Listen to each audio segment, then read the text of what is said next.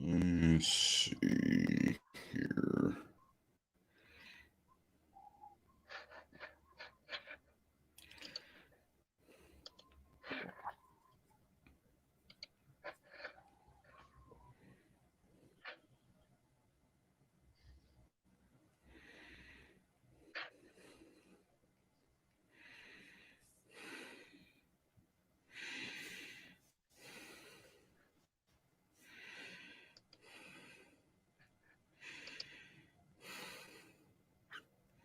Okay.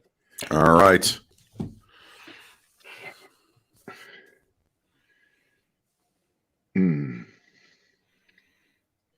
Let's see.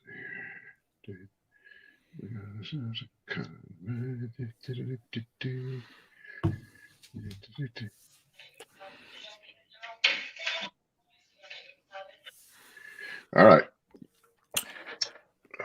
Let's see here.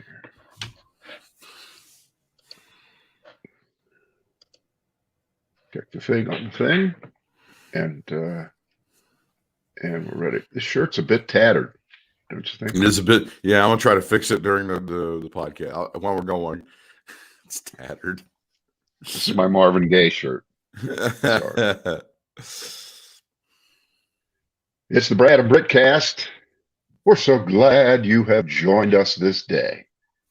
We're glad you have. Hey, I have some cheap entertainment here. We love cheap entertainment. Yeah, the phone was ringing about 20 minutes before we started, and the caller ID let me know that it was going to be an extremely important call. It was going to be important to my life and the lives of all of our law enforcement officers across the country. May I share? Yes, please. I want to hear this.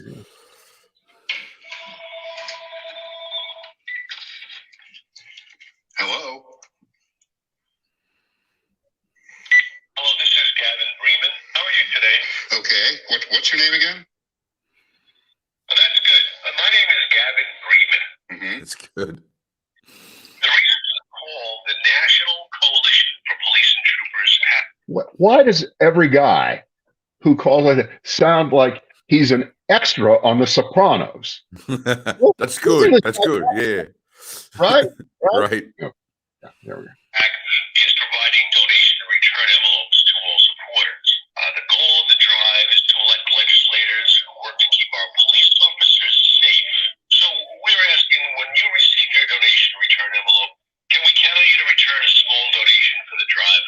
Now, I should have said, can you please name me some of these wonderful legislators who will be the beneficiaries of my hard-earned money so that they will get elected to help protect our police, as opposed to the communists, the AOCs, the police defunders? I should have asked him that. Yeah, that's but good. I didn't. I went John McEnroe on him here. Sure. You can't be serious. No response. He doesn't say a word. You can't be serious. No, I'm getting nothing here. I should have changed. Hello? Yeah.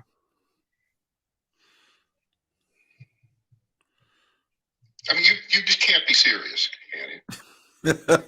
That was it. He ran off. All right. So I looked up this political action committee. Yeah, it sounds legitimate. That is referring to. Okay. And again, in case it ran by you very quickly here, it is the National Coalition for Police and Troopers, PAC. Mm-hmm. And there are maybe about 80 different ones that sound the same, because this has been investigated. This has been exposed already, but it doesn't stop it. That's what's so unbelievable, that it just doesn't matter. It's like some of these scams. You only need like one person out of 10,000 or something to keep it going, as long as they give you a little cash. Right. So here's the piece from last year. A secretive political group has been pulling in millions amid a growing Blue Lives Matter movement, with a cadre of telemarketers who all sound like they were extras on The Sopranos, Doesn't sound urgently telling you that now's the time to support the police and keep them safe. The calls, which often target elderly donors. Shit, I'm an elderly donor now. Most vulnerable. Yeah. Holy shit. You know what? I must be on some list called old Jews sitting by their phone. They come from a variety. They come from a variety of generic and similar sounding aliases: the Police Officers Support Association, the National Emergency Responders Coalition, the National Coalition for Police, and on it goes. And of course, it's just garbage. And if in fact they do send any money to any supposed politicians that are favorable to them, if for every dollar they raise, they keep 98 cents of it, to buy luxury homes in the Bahamas. So this is all scam shit, for the most part. But wow, they get away with it. They get away with it. It's out there. So just be careful. Now you didn't hear the whole call, and I did edit it. When I gave him my credit card number, I didn't give him that little 3-digit thing on the back. So I'm pretty good, right? I'm okay. In your face, asshole. How's that taste? Yeah, you kicked his ass, Brad. If you don't have that little number, I don't think that he can do anything. And when I gave him my bank account, I didn't give him the routing number for the bank. I just gave him my bank account number. So I don't think they can do anything with that either. Absolutely. Right? You got them. You nailed those bastards. Good. They can't trick me. It's a little bit too sharp, huh? The kid is like a knife in your drawer that you're afraid to use because it'll cut you like a razor blade. It's Wednesday, and it's been 3 days since the Super Bowl. And I have to be honest with you, I'm still not clear on why I need to be outraged by the halftime show. You don't have to. Can you help me? I know I'm supposed to be just outraged. No, you're not. I'm supposed to be like pissing fire, and I don't understand. I'm supposed to be upset, and I can't figure out why I'm supposed to be upset. No. The answer is no.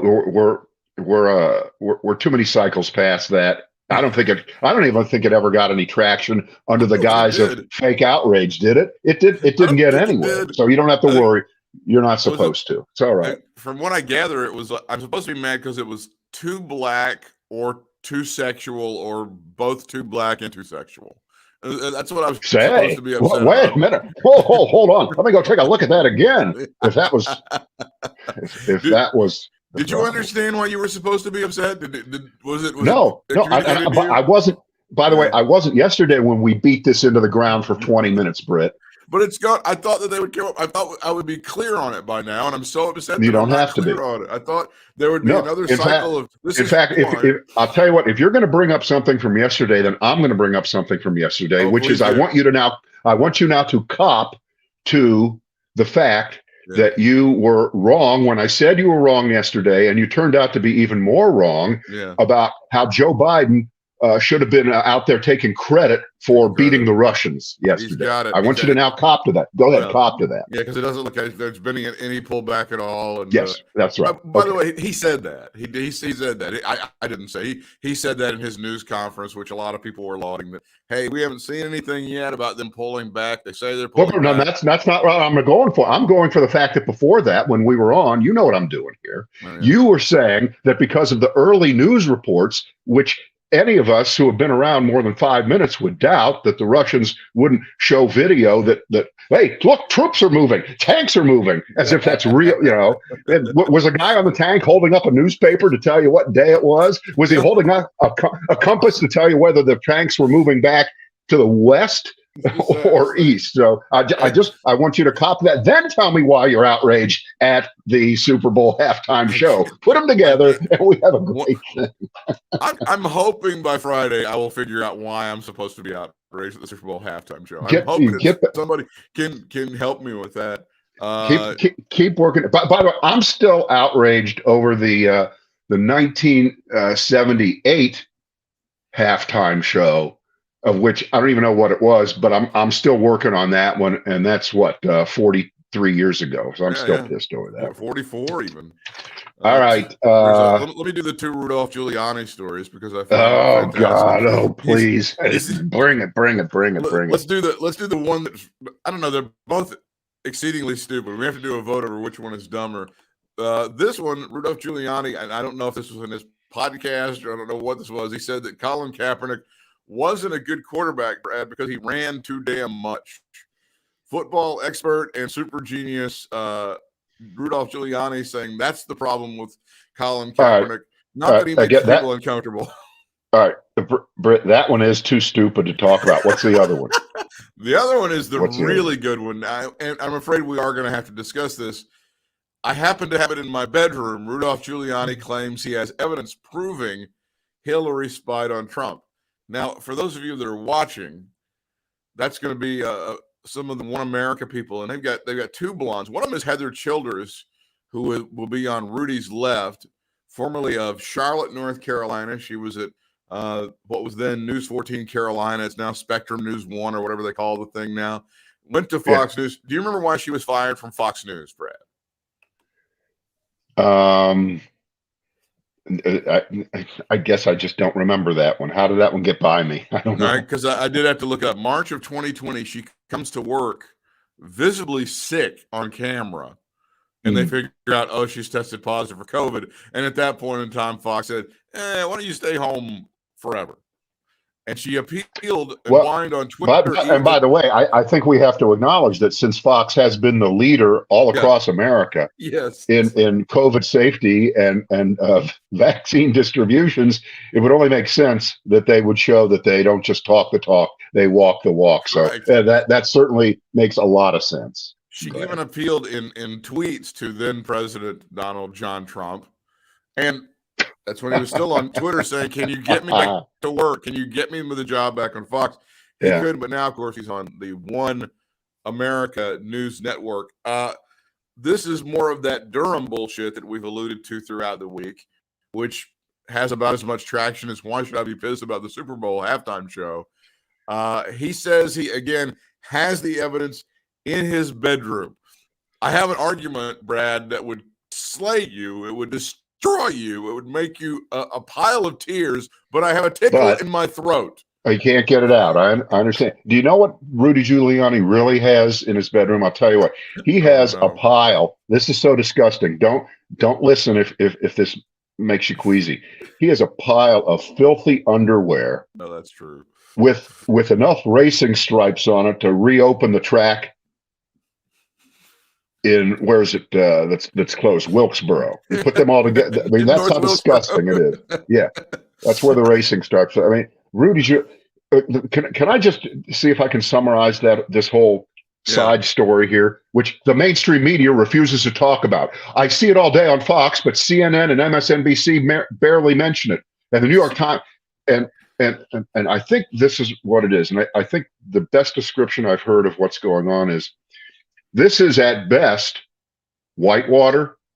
It's definitely not Watergate, okay? Which, of course, Trump has already declared, as always, whenever there's a scintilla of anything about anything, he blurts out that, this is the worst thing in the history of the United States, and people need to go down and we need not even play the game of, gee, are they trying to make the case that right now the most important issue facing democracy, the future of elections, the integrity of the United States, the reputation of us around the world as some kind of beacon or example for the rest of the world, is whatever John Durham, a prosecutor, is seemingly finding about the fact that Hillary Clinton had some kind of relationship with a guy who, for good reason, had reason to suspect there was a connection between Donald Trump, his campaign, and Russia, which there was. It was not a hoax.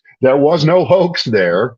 Does that rise to any kind of important level that's equivalent to January 6th and the plot to overthrow the United States? The quick answer is no. No. Now, does that also mean that we won't have instant congressional committees formed overnight on January 4th, 2023, or whatever day it is, that Republicans might be taking control of the House. No, it doesn't mean that at all, because they will. They will. This is the game. The game now is to try to obliterate January 6th with anything. And this one looks like it's got just enough crap around it on the outside that they're going to run with this. That's my take on what that's all about. And they're inventing words from a series of papers and reports that were issued by Durham late last week that he never used. They're throwing in things that he alleged that he didn't allege to try to make the case that Hillary Clinton not only should be locked up, she should probably be executed at dawn for her crimes, whatever the hell they were. No, they weren't. But we need to address specifically. She was spying. She was spying on Trump. She was have to use that word. It's very important. I understand that. Yeah, she was spying, and he's got the proof of it, and it's back in his bedroom. He found it, and he's got it back there. And at any point in time, he can bring out that proof, and it's going to just blow your argument away. You wouldn't want to bring it out now, right? That wouldn't make any sense. 3 years ago, or 3 years ago, or 5 years ago, or 4 years ago, or 2 weeks ago, or during the election, or anything. No, it's better to keep it hidden in your bedroom, where all good things go to hide. Now, to be fair, he might be just excessively drunk, and he might have misplaced it. And he just stumbled across it, and he forgot where he put it. That's completely. Thank you for being fair. Way to be fair. I like that. Good fair. This reminded me of something. I don't know if you remember this story. I was looking this up. Karl Rove was trying to get a guy named Bill Clements elected governor in 1978 in Texas, and they were behind in the polls, and they were getting ready to have a debate. And on the first day of the debate, big news story, Karl Rove tells the media his office has been bugged. It has been bugged, Brad. And he's got people, and he has them come in, and it was behind this painting or something that's in the office. Well, they did their due diligence on this, and it's the most stupid Radio Shack 10-cent fucking thing you could have bought to put somewhere. And they went and investigated, and they determined that the battery that he had in that thing would have lasted about an hour if somebody was going to bug your office. And it was just the fakest shit ever, but it changed the narrative. And I think Karl Rove's guy ended up doing well, and it took attention away from the other guy. These were dirty. These are some of the first dirty tricks of Karl Rove 44 years ago or whatever. That's what this reminds me of. I have what she used to bug. I can bring it out at any time that I want to. It's right back in the bedroom. Yeah. I love that idea. I love the fact that Rudy's doing this and just being openly the most senile, infested, addle-brained dickhead you ever saw in your entire life, bringing out this shit. I keep him talking. Wait, you just brought up something that leads me to the next question. You're the witness. I'm the prosecutor here. If in fact Rudy Giuliani is at some level not all there, that he is not the same guy clearly that we knew 20 years ago when he, of course, was Times Man of the Century, America's Mayor, Saturday Night Live, funny guy, engaging, kind of a pricky prosecutor, but got the job done, put some mafia guys in jail, but a smart guy. He's not that person anymore. He's completely different. He's lost his fastball, to say the least. He doesn't even have a knuckleball to replace it, okay? He can't even get out there and get anybody out anymore. Is he worthy of being granted immunity to say what he knows? Because it appears, just from you talking about this, and what else we have known and heard and read even more recently, that he may have been the offensive coordinator for the Green Bay offense, which executed or tried to the Green Bay sweep and other attempts to overthrow the government and the election and reinstall Donald Trump. Is he worthy? Do we care if Rudy Giuliani, quote unquote, gets away with it because he gets immunity, if he's willing to honestly flip on Trump? Or is he so addled, is he so out of it now that whatever information he would get might not stick because he ain't running on all cylinders, which I don't think that's true. I think he's running on enough cylinders. Yeah, to that's me. what I'm thinking. Like if he gives the Justice Department, he gives the FBI, whatever, 100 different things, and 3 of those turn out to be okay, and it ends up hurting Donald Trump. I'm okay with it. I'm all right with that. I'm okay with the immunity or whatever. That'd be fine. Right. And as bad as Giuliani has turned out to be, it's possible.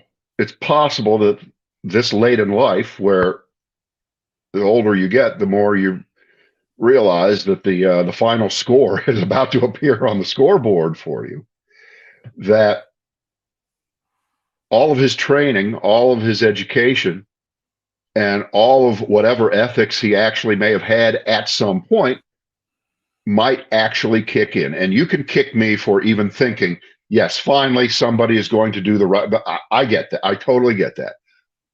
But if they've interviewed 500 people and they've really got everything they need, this committee, all they need is the sheen on top of it, which are star witnesses who we know to appear in front of the country and the world in 6 weeks or 2 months, whenever they have these hearings. And Giuliani would certainly be finally at the top of the bill, which he wanted to be all through Trump's presidency.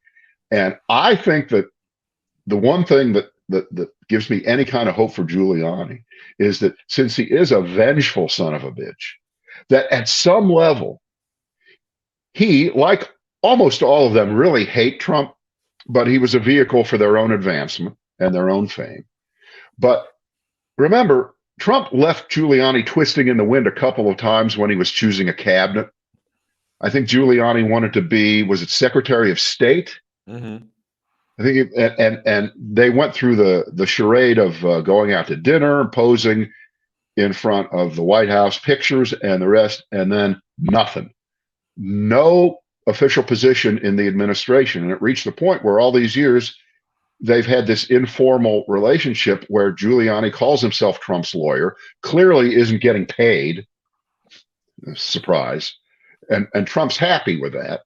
He gets the best of both worlds, he thinks. He gets Rudy Giuliani and he gets him for free.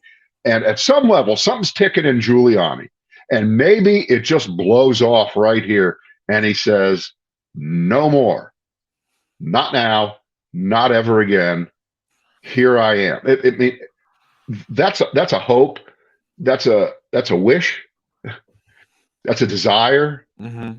I don't think it's going to happen, but if it did, wouldn't it be fantastic? Because that's what we've been looking for at various times under various circumstances over the years, which is somebody to come out in real time to blow the whistle. To say no, you can't do that. You can't be Attorney General Bill Barr, who goes along with Trump, and then at the very last minute says, I'm jumping off this train. And then he says nothing. He said nothing in public. Where's he been? Where has he been? Don't know. There you go. Don't know. Can't wait for him to produce this amazing piece of evidence, though. I'll be glued to the TV. Right. All right. Let's get a little bit more on North Carolina-ish here right now. Right. As we're speaking, not too far down the road from us in the state capital of Raleigh, they are arguing, putting the finishing touches on the maps that they're drawing for the congressional districts, the state House districts, the state Senate districts. But let's concentrate on the United States House of Representatives. And it doesn't matter how many times they do it, the Republicans figure out new ways to gerrymander and fuck around and draw. And they've got some new maps. They've just put them up in the last day or so. You can take a look at them. And it was so pernicious. And we happen to live, Britt, in the worst county of them all. In the state, in what Republicans were trying to do. And now it looks like, for the most part, been fixed where we are, because they had taken, and there are the 3 largest counties in North Carolina are the one we're in, Guilford, Wake County, and Mecklenburg County. Yeah.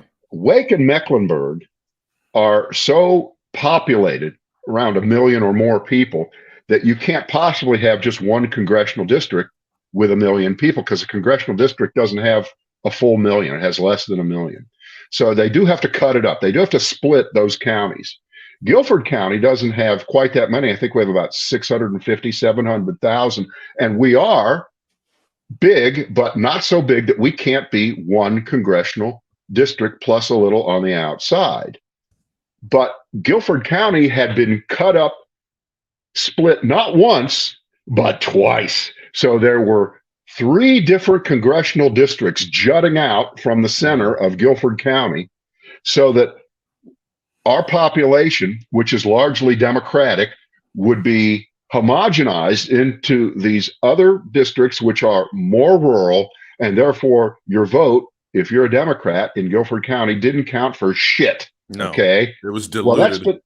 Well, that's been knocked out. They fixed that, and depending on whether you look at one version of it or the other, Guilford County is now all one district plus a little bit of the county next to us, Forsyth County, or it's split off where I live, the northwest side of Greensboro, which is the how should I say it, wealthier side, along with some other counties to the parts to the west, and the poorer part of Guilford County is included down with another rural county and a bunch of them, which dilutes the largely blacker vote there. So that it seems that the one that is just all Guilford plus some of Forsyth County is the more fair county. But remember, this is still a plan. If they execute it, they won't say it, to try to make sure that the Republicans still have a 12-3, maybe an 11-4 advantage in a state that's voting usually about 54-46 Republican, That's correct. which is not the same. That's not the same ratio as 12-3 No. or 11-4. No. So they're still doing it, but they're not doing it quite as badly. And Mecklenburg, same issue. They've got one district inside of Mecklenburg, but outside around the suburbs of Mecklenburg County, those get split up into other rural counties. And I was looking where you come from, Britt. Yes. The entire western part of North Carolina. That does seem at least geographically more rational. It's all one big district now, going west. You can kind of see that if you're watching. It's that big gray area right there to the left there. Right. So it's better than it was, I'm sure, and we don't know all the nuances, and we don't know exactly what the criteria were for them, quote unquote, fixing it. That makes way more sense. It's better than it was, but to have to fight for this tooth and nail and by this goes on in all kinds of very important states, especially swing states like Ohio, Wisconsin, Pennsylvania, just right there, just these 4 states: North Carolina, Wisconsin, Pennsylvania, and Ohio, all are gerrymander happy or sad, depending on how you want to look at it. Wasn't the North Carolina Supreme Court decision, wasn't it like 4-3? Didn't we barely just get this? Yes. Yeah. By the barest of majority. So you can, it's amazing, because Eastern North Carolina looks like way better than it used to. That famous 13th thing that used to snake up from Charlotte going up into High Point, that's not there anymore. All that shit. All of those things. It should be. I think the 13th congressional district I think that was a Democratic creation. I think that was like a thing that the Democrats did back in the day, back where they were playing ball and stuff like that. So this does, and again, this isn't a final product. The thing that if you're watching, it showed you, but they're still working on it. But yeah, that all of that seems to be headed in the right direction for sure. Yeah. Now, a name that has come up, and I bring it up. I did a big, long Facebook post about this morning, and I'm not going to read it. I'm just going to talk about it here. This is a name that's come up in the past couple times, Josh Mandel. Yeah. And I compare North Carolina and Ohio, not just because I'm from Ohio and I've lived here for 35 years, so I know both states, I guess, fairly well, but just from the national landscape point of view, they're very similar. They're both big population states, both top 10 population states now. Right. They're both very diverse, and they both have several very large cities. Yeah. And the rest of it's all countryside. And But, those cities are always voting blue. Yeah. And the rest of the state counties in each state are usually red. Yeah. And along comes the open Senate seat in Ohio, very much like the open Senate seat in North Carolina. Correct. And if you think for 1 second that we have this rogues gallery of yuck faces running for the Republican nomination in North Carolina, I'm sorry, it's not even close. Ohio has our ass kicked in terms of pricks, Damn it, charlatans, frauds, Trumpers. It's the worst, and the worst of the worst. And it's hard to give a prize this way because there are a couple bad ones. In addition to J.D. Vance, who you may know. He's awful. Yeah. He's awful, but he's been out-awfuled by Josh Mandel. Yeah, it's not even close. Yeah, I've seen some things about this guy. If you're watching, and this there's race, there's a piece. It ran yesterday in the New York Times. It's on my Facebook page. And Josh is a 44-year-old Jewish kid. I call him kid. I get to call him kid because I'm old enough to be his dad. From Beechwood, Ohio. Beechwood's a suburb of Cleveland. Beechwood. When I lived there in 1965 through 1968, I was 9 through 13. I got bar mitzvahed living in Beechwood. Beechwood is a very, very Jewish area, but a very liberal area. It just was that way. It was kind of that way. In subsequent years, and I haven't lived there for 50 years, it's been 50 years. But in the last 25, 30, or 40 years, Orthodox Jews moved in great numbers and quote unquote took over Beechwood. They kind of do. They kind of run it. And I don't know whether Josh Mandel is any kind of product of that. He may or may not be. And I don't think that's really the story here, although I was informed by an old neighbor, old friend of mine, John Kravitz, that Josh Mandel's house was on the next street from where I lived. Holy shit! Okay, really? But remember, I'm way older than I would never have known the family, but he was right there. And anyway, he's grown up. He went to law school, was in the Marines, and now he is so far off the cliff as a Trumper to try to get elected to the U.S. Senate. This is his third attempt. Three times. 2 times the people of Ohio said no. Sherrod Brown kicked his ass, I think, the last time. Nice. But he will do, and he will say anything. He will say anything. He will be more racist than Trump. Nice. He will do just any. There is nothing. I think he is on suspension on Twitter because he ran a contest. You know, who is more dangerous, Muslim terrorists or Mexican drug dealers? Vote here. Okay. He's been on suspension. He's a political candidate. He runs that. He runs that. Pick. Can I get it? Is there a both, or do we have that option as well? I don't understand. Do better.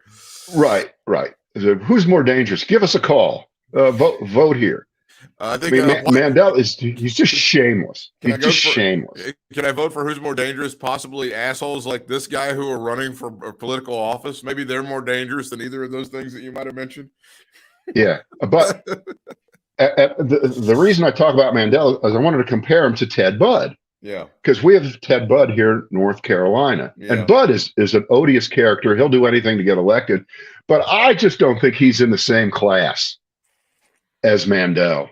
Well, I just don't think he has it in him. I think Ted Budd has the virtue or whatever. At least I think unless Mandel has like just 2 brain cells, Ted Budd's also really dumb.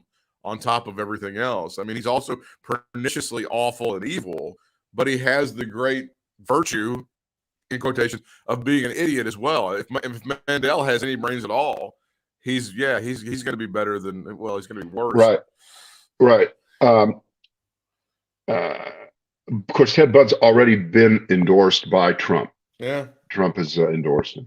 Mandel does not have Trump's endorsement yet. In fact, Mandel is so bad How bad is he? that even, I guess, going down to Mar-a-Lago and knocking on the door, just like in the Wizard of Oz, bang, bang, bang, bang. I'm not sure that Trump is willing to even endorse him. So how bad do you have to be? How bad do you have to be? I have to stop you right there. How? And he's ahead of the polls, by the way, in Ohio. He is the favored guy to get the Republican nomination right now. How have we not talked about what a shit show that Super Bowl party at Mar-a-Lago looked like? How have we not discussed that yet? I don't even know anything about it. We didn't get invited? You don't know that Bill Belichick and Urban Meyer were hanging out at Mar-a-Lago on fucking Super Bowl Sunday? You don't know that? Tell me. I want to know that TV's Fraser Crane, Kelsey Grammer also enjoyed an invitation to the Mar-a-Lago Super Bowl party. You don't know. Yeah, no. Belichick and Urban Meyer hanging out around each other, talking some football, arms around each other at the Mar-a-Lago football party on Sunday. I mean, come on. It's absolutely ridiculous. And then TV's Fraser Crane, Kelsey Grammer, who has all TV's Fraser Crane. Yes, Dr. Crane, I'm here and I'm ready to listen. This Mar-a-Lago party sounded absolutely ridiculous. Well, do you have more details than just that? Well, do you have anything more than that? Isn't that enough? I want to know what they were eating. I want to know characters beyond that. I want to know whether, like, Trump acolytes beyond those people, whether people who were in his administration, whether any of them want to be seen with him at Mar-a-Lago. I want more. I need more detail than that if you've got it. If you don't, just say it. You don't have to fake it. But I'm intrigued that anybody would want to watch the Super Bowl with Trump. Can you imagine? He's probably the guy that when Belichick and Urban Meyer are sitting next to him, he's telling them exactly what should be done, how the game should be called, right? Oh, God. Right? God. This is from the Sports Illustrated version. It's very short. Former President Donald Trump hosted a Super Bowl party at his Mar-a-Lago golf club in Florida on Sunday. Former Jaguars coach Urban Meyer and his wife Shelley, who hasn't left yet, Brad, were in attendance per video of the event, and then Coach Bill Belichick and his longtime partner Linda Holliday were also in attendance. That's all that they've got as far as the kind of detail. That's nothing. There's got to be more. And Bill Belichick and Urban Meyer spotted together fuel Patriot speculation. That's another story there. I don't know. Just seeing those two guys together at his big Mar-a-Lago party, you're making a statement at this point. If you're deciding to hang out with this son of a bitch, right? You're making a statement that you've decided to side with the guy who fueled an insurrection. It can't be we played golf together. He sent me a hat. You've got a little bit more? Yeah. I'll tell you what, if I want the full trash version, what do? I go to the Daily Mail. Attaboy. Number one, no Melania. No Melania. Boys only. Trump looked in his element as he talked football with Meyer, of course. Absolutely. He got fired as a coach. I've never been fired as a coach. Guests were served by staff dressed in striped referee uniforms. Oh, okay. God. So now we're approaching Hugh Hefner kind of degradation, right? Let's do it. Right? Let's do it exactly like Hooters. I'm sure the Hooters girls had to wear some sort of shit like that for Super Bowl Sunday, right? Yeah. Trump told the authors of a book called This Will Not Pass, Trump, Biden, and the Battle for America's Future, that the coach's refusal to accept the Medal of Freedom after the January 6th attack on the Capitol irritated him. This is Belichick, right? Mm-hmm. Trump felt that Belichick had chickened out. Yeah. One of the rejections that had come and bothered him most was Belichick's. In the immediate aftermath of the riot, it just wasn't possible for him to appear with Trump. I guess plenty of time has passed now. Okay, so Belichick, the guy who already may have been the fuse that helped light the Brian Flores lawsuit against the league. Well done. Now, so last week, you mentioned that about 40-50% of the companies that stopped donating to the Republican Party after January 6th. But close to half of them come back on board, Yeah, but sneak more back, than half of them haven't. To me, this is in its own way worse than that, because Belichick, again, for a moment, had a flash of sanity and decency and said, I'm not going to allow Trump to give me a medal of freedom to try to make himself look good after January 6th. But that apparently wore off. And Belichick is right back at it again. Yeah. So to me, Belichick is, forget it. Well, it's not only He's that, the but it's worst. the Tom Brady, who I continue to hate. When he went to the White House with Biden, and he accepted Biden's congratulations for the Tampa Bay Buccaneers winning the Super Bowl. He made jokes and he clowned Donald Trump. So you have to give Tom Brady complete credit. You have to. Wait a minute. Wait, what's more detail You here? dig into the past here. This is what Belichick had written to Trump before the 2016 election. Okay. God. Now, is it fair to bring up old laundry like this? I think it is. Sure. Yeah, back when Hillary was spying on them. Sure. Right. Congratulations on a tremendous campaign. You have dealt with an unbelievable slanted and negative media, and you've come out beautifully, beautifully. You've proved to be the ultimate competitor and fighter. Your leadership is amazing. I've always had tremendous respect for you, but the toughness and perseverance you've displayed over the past year is remarkable. Hopefully, tomorrow's election results, so this what must have come the day before the election, obviously, will give the opportunity to make America great again. Best wishes for great results tomorrow. Let me make sure I got the correct author on this one.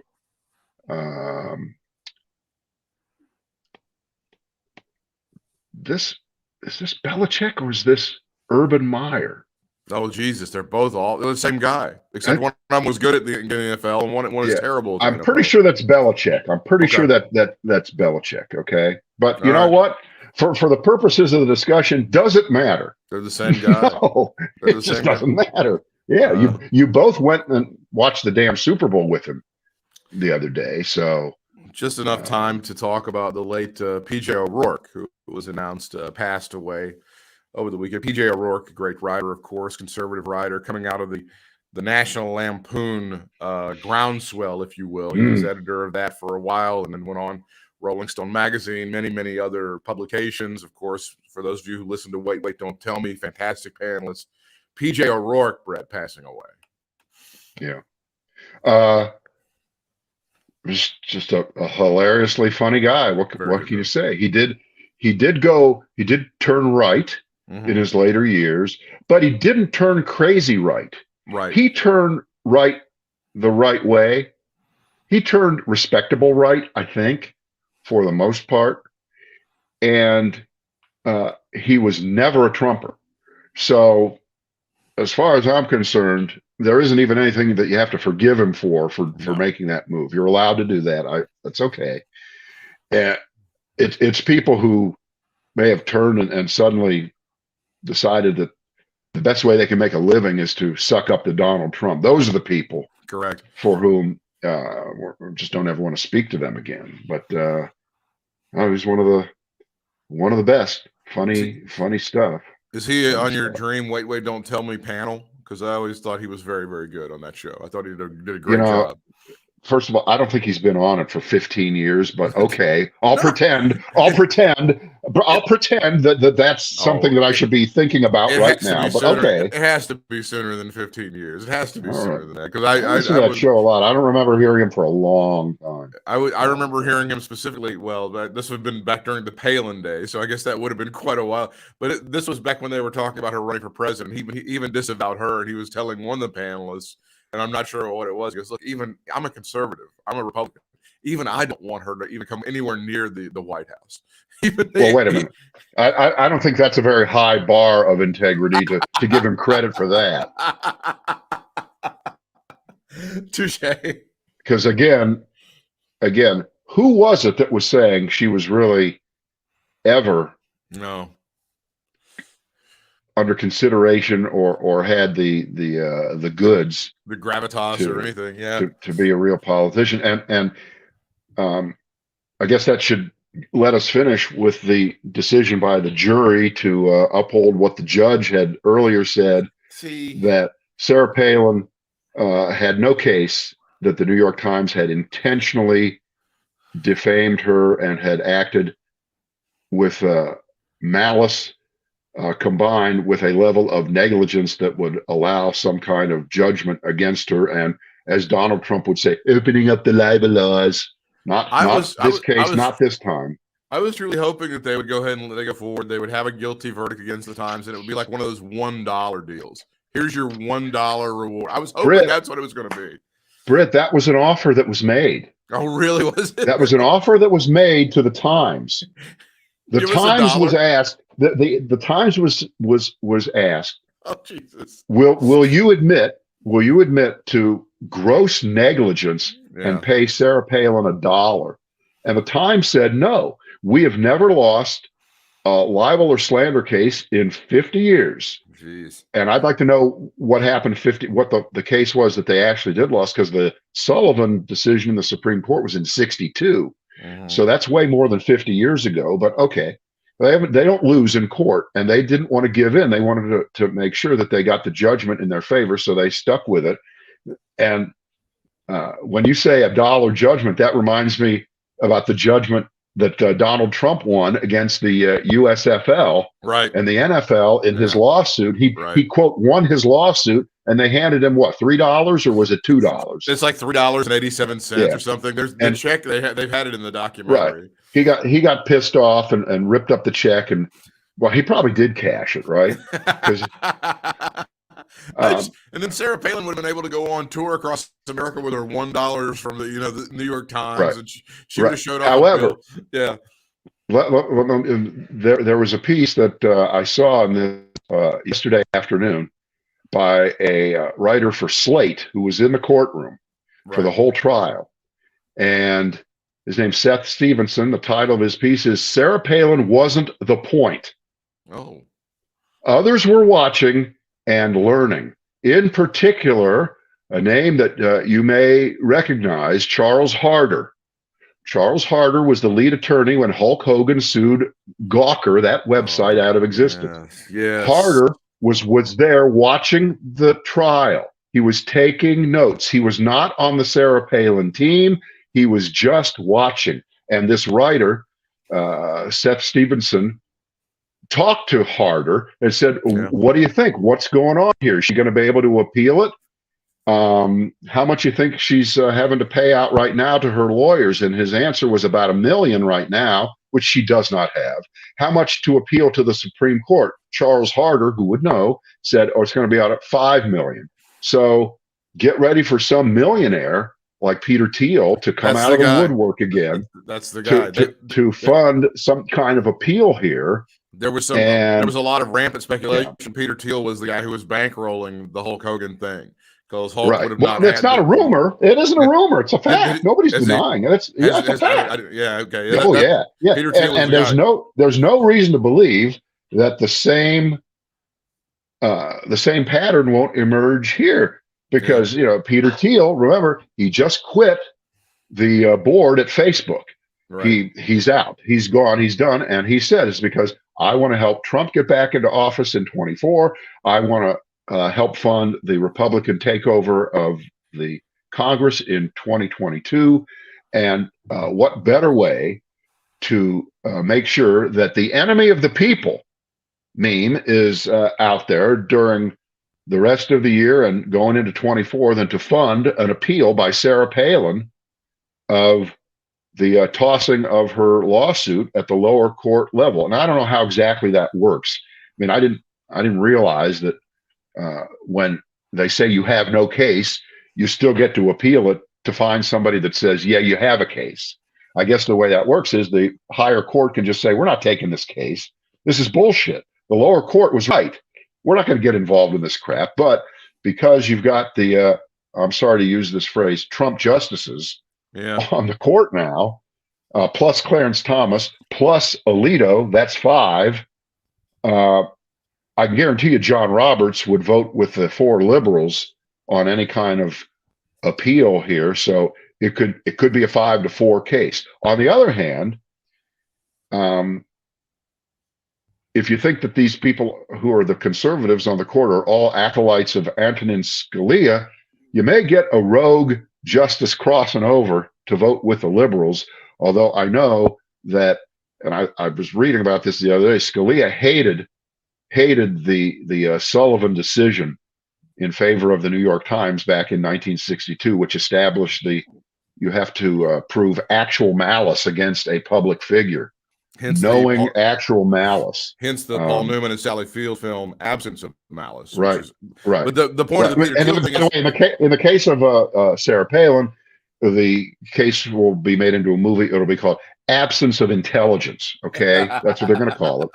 Absence of brain power. The point of the Peter Thiel stuff is that he and people who are rich, allegedly like Donald Trump, but not really.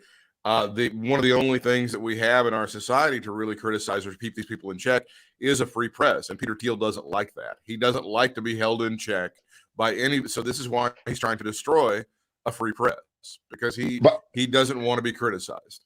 Right. And I'm glad you said that about rich guys, because again, it came up, I think, in the story about Trump's accountants tossing him because they're trying to save their own ass. Yeah. In addition to not wanting to be associated with Trump, guess what? Too late. Yeah. You're associated with him. And with all the swirl about, well, this could cause his whole business empire, if it exists for real. I don't know whether it does. Let's pretend it does, which is built on a house of debt and a house of loans from various institutions, I guess, that still did business with them. Maybe all of them will say, we're done. We're calling in our loans. Pay us back right now. We don't want anything to do with you either. I think Trump went out of his way to, again, say, I'm fine. My businesses are worth $8 billion. We're back to him trying to show you how rich he really is, while at the same time, again, he's selling trinkets for pennies to make money. Now, which is, I don't see, and you know what I did this morning just for fun? Because I didn't know whether this really existed. I Googled this, the Trump store. Do it, Britt. There is the Trump store. Jeez. He's still selling shit. Oh, yeah. He's still selling shirts and jewelry and tchotchkes and all the same stuff. So this is a guy with, the equivalent to, fivebelow.com, okay, which, by the way, is a profitable business, is an ongoing concern. And I'm sure that the owners of that company are truly, really wealthy, and deservedly so. Sure. Okay. So maybe that was a bad comparison. I need a better analogy here. But do his supporters, do they not realize the incongruousness of someone saying they're worth $8 billion and begging and scratching for money? Yeah. Via email, and begging and scratching for money for you to buy a hat or a shirt or some other. Is Warren Buffett item. selling salt and pepper shakers somewhere? Yes, I don't think so. yes. If you go to warrenbuffett.com, it's way worse, Britt. If you go to elonmusk.com, Sure. that guy, he's not rich. That's bullshit. He has nothing. The guy has nothing. It's so on it goes. Hey, you know what? This was a pretty damn good production today. Absolutely. This was good. And you know what? I guess because when you start with a call from the National Coalition for Police and Troopers PAC, there's nowhere to go. It only gets except better from there. We have done downhill. That was so fantastic. How could it be any better? How could it be any better than that? All right. See you tomorrow.